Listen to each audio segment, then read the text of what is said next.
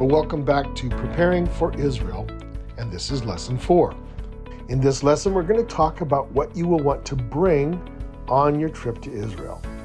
Of course, there'll be things that are not on the list in this video, things that you may want to bring that are very specific to you. But this is what I believe are the essentials for most people. So if you're ready, let's get started.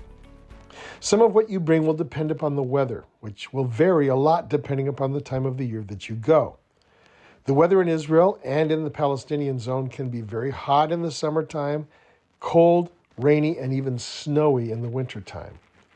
People often describe the climate in Israel as Mediterranean, and that means it's similar to Greece, southern France, North Africa, and Spain. In the United States, the climate of the Holy Land is very similar to where I live in Central California. Summer days can be very hot, very dry, so you want to drink plenty of water. And you can get bottled water when you're there, so don't worry. Winter weather can vary from being rather warm, even t-shirt and shorts weather, to being cold and rainy. As I said before, it may even be snowy in the higher elevations. In the picture that you see in the video, you see my wife and myself in 2015 on Mount Hermon. You can't see this in the picture, but before we took that photo standing on the platform, we were waist deep in snow. So it's pretty alpine up there. In the winter, the best policy is to wear layers because on the same day, you might be on the coast in warm sunshine and then in the snow on Mount Hermon that afternoon. Speaking of clothing, you'll also want to think about how your dress comes across to the Israelis and the Arabs. So when in doubt, it's always best to wear modest clothing, which means clothing that covers your legs and upper arms. Don't say this has always got to be the case, but just be aware. Women's tops probably should not have deep scoop necks, especially in holy sites. The custodians of the holy sites may not kick you out, but they will definitely disapprove of what they see as immodest dress. For women, modesty would include wearing a shawl, scarf, or other head covering in some places, and especially at Muslim holy sites. Yes, I know that sometimes Westerners don't like to be told how to dress. We have our rights, but you're not in the West. You'll be a guest in their culture, so be respectful. Let's think about some clothing that you'll want to be sure to bring. Let's start with some sort of hat. And if you're sensitive to the sun, you may want to bring a wide-brimmed hat. Throw some sunglasses in your carry-on as well. And in case of rain, you'll want to bring rain gear, including a foldable umbrella and jacket. Depending on your itinerary, you may want to bring at least one of what I would call a business casual outfit, in case your schedule includes a nice dinner out someplace. Besides sandals, you may want to bring closed-toed shoes, and whatever other footwear you bring, be sure to pack sports shoes or hiking shoes that are well broken in. Lots of tourists to Israel suffer from blisters by bringing brand new hiking boots. You'll do a lot of walking, so plan on comfortable shoes. Don't forget swimwear if you have a chance to go swimming in the Dead Sea or in the pool at your hotel. And by the way, if you're going to swim in the Dead Sea, you will definitely want to bring some goggles because the heavy mineral content of that water can severely irritate your eyes. Here are some other items that you want to bring. For sure, a backpack or large carry bag that you can take with you as you do your walking. You can put all of your smaller items in your bag or backpack. That will leave your hands free. Maybe bring a personal journal or diary if you're into keeping a record of your experience. And of course, writing materials. Although you can definitely buy writing materials in many stores when you're there. Bring spending money in the form of a modest amount of cash. Most places will accept credit cards, but some street merchants are not set up for this. So if you want to buy something from a vendor, you can use a bank or ATM so that you can have some shekels on hand or whatever other currency they will accept. They like dollars quite a bit. A word to the wise about street vendors. Be very careful. Their culture is to ask far more for an item than it's probably worth. You may enjoy haggling them down, or you may just want to politely but firmly say no and walk away. All right, so much for vendors. Bring toiletries, including small tissue packets, medications, vitamins, and supplements. Hotels provide bath towels, but strangely enough, at least in my experience, they don't supply washcloths. So if you want to use washcloths, bring a few yourself. Obviously, you need a valid passport that will remain valid for a period of time after you leave Israel. A small Bible might be great to pack in your backpack or bag for your daily excursions. You'll have to be up early many of the days on your tour, so an alarm feature on your cell phone is important. Some people find a wind-up alarm clock is useful in case the power goes out. Bring all the chargers and cords that you'll need for your cell phone. I did mention sunglasses before, but then don't forget the sunscreen. Now, talking about your cell phone, you may need to add an international calling option on your cell phone plan. I know cell phone plans vary quite a bit, but you may want to check with your provider to make sure that you have the ability to call home if you need to. Sometimes you can also call for free through the Wi-Fi connections at your hotel. You can also communicate, of course, by social media apps. You will need a power plug adapter and power converter. This is very important. In the picture, you can see that Israel has a different outlet configuration than we are used to in North America, and its power supply is 220 volts, which will burn up any appliance that you bring from North America. In the United States and Canada, we use 110 volts. You'll need a power adapter that is set up for that 3 cylindrical prong plug configuration and a power converter that turns 220 volts into the 110 volts that our devices use. Don't bother to bring a hairdryer. Even if you have a power converter, you're likely going to burn up your hairdryer for some reason.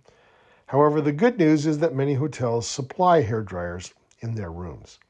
You may want to bring a laptop or tablet and a flash drive to store all the pictures you're going to want to take.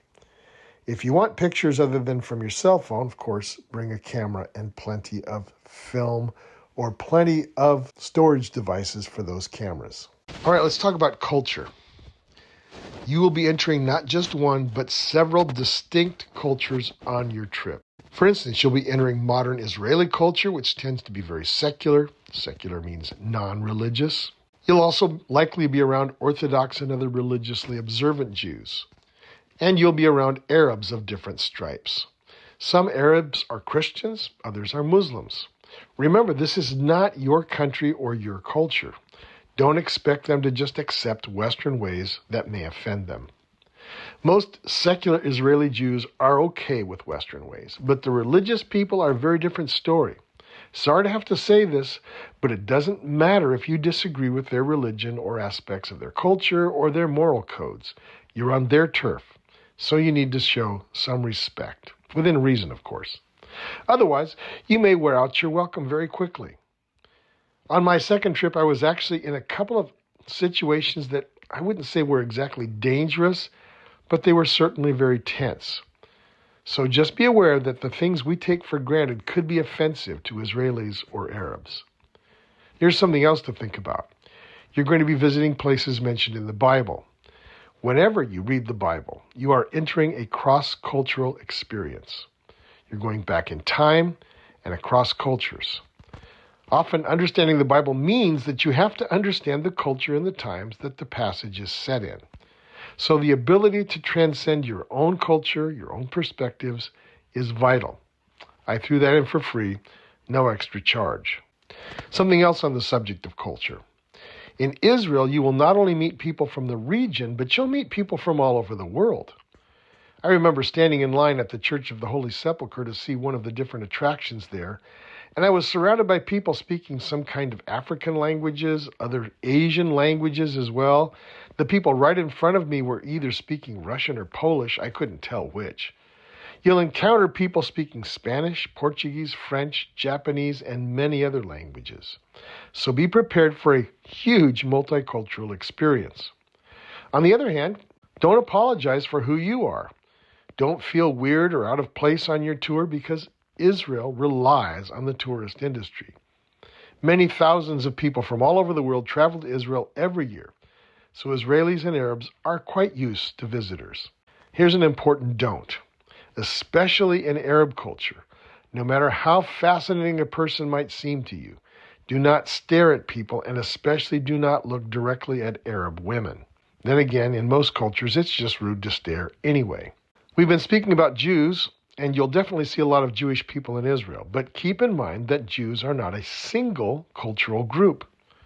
They come from many places in the world where they have been dispersed for centuries.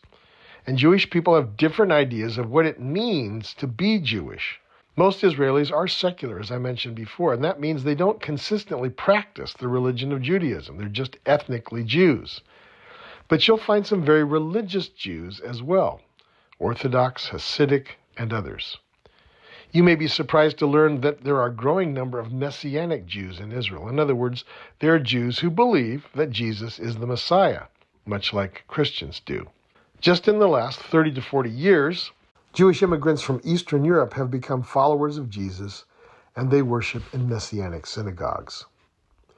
Jews also come from different regional ethnicities. For instance, many Israeli Jews are what you call Ashkenazi Jews. Those are Jews whose ancestors lived in Central and Eastern Europe since the Middle Ages. Countries like Germany, Austria, Poland, Czechoslovakia, what used to be Czechoslovakia, Hungary, Romania, and Russia. The language that they spoke in Europe was Yiddish, which was based on German, and some of them still speak Yiddish even in Israel, although they probably also speak modern Hebrew. A significant minority of Jews in Israel are Sephardi Jews. That means that their origins since the Middle Ages were in extreme Western and Southern Europe. For example, Spain, Portugal, parts of France, and Italy. The language they spoke was not Yiddish, which was based on German, but Ladino, which was based upon Spanish and Portuguese. There are also Mizrahi Jews, who did not have any history in Europe at all. Instead, they originated in Egypt, Morocco, Libya, Iran, Saudi Arabia, and Yemen. Then there are other Jewish cultural groups like the Falashas. Falashas are Ethiopian Jews who for centuries have practiced the religion. We don't know exactly what their origins were, whether it was from Jewish merchants who came there to trade, or whether they really are what they claim to be, descendants of people who converted to the faith of Israel after the Queen of Sheba visited Solomon 3,000 years ago and brought that faith back to her country. So you'll see some black Jews walking around, especially in certain parts of Tel Aviv and Jerusalem. Then there are the Beni Menashe from the far east of India, who claim that refugees from the tribe of Manasseh settled there after they were dispersed out of their homeland 2,700 years ago. And there are other groups from Central Asian countries that make similar kinds of claims. Besides ethnic differences, there are religious differences over how they interpret and apply the Torah, which are the books of Moses. Torah is Genesis through Deuteronomy. These groups break down into several distinct religious sects, the equivalent of Christian denominations. A Jewish sect is the equivalent of a Christian denomination. The Orthodox groups stand out the most, of course, even though they don't all look alike or wear the same style of clothing. Hasidic Jews are the ones where the men have the ringlets in their hair. Other Orthodox Jews might look a bit more Western, but would dress very conservatively and usually have a head covering, both men and women. Many groups of Orthodox women keep their heads covered either with a scarf or with a wig. Reform Jews are pretty westernized and take a more flexible approach to keeping Torah. But then most Israelis are secularized and therefore not particularly religious at all. They may observe Passover and celebrate Hanukkah like some people do in the West. They go for Christmas and they celebrate some of those holidays, but otherwise they're not very religious. Visitors to Israel are often surprised that most Israelis are not religious. Visitors to Israel probably assume that Israel would be one of the most religious nations in the world, but actually it's not. In Israel, you will certainly see Israeli soldiers patrolling the busier sites. The Israeli army is called the IDF, Israel Defense Force. They're typically young people in their late teens, early 20s, and so forth in uniform, carrying weapons. Unless they have some sort of religious exemption, Israeli men are required to serve a 3-year enlistment in the IDF, and young women serve a 2-year enlistment. All right, let's sum up this lesson. Israel is the land of great diversity. Its climate varies from semi-tropical in the Jordan River Valley to alpine up on Mount Hermon.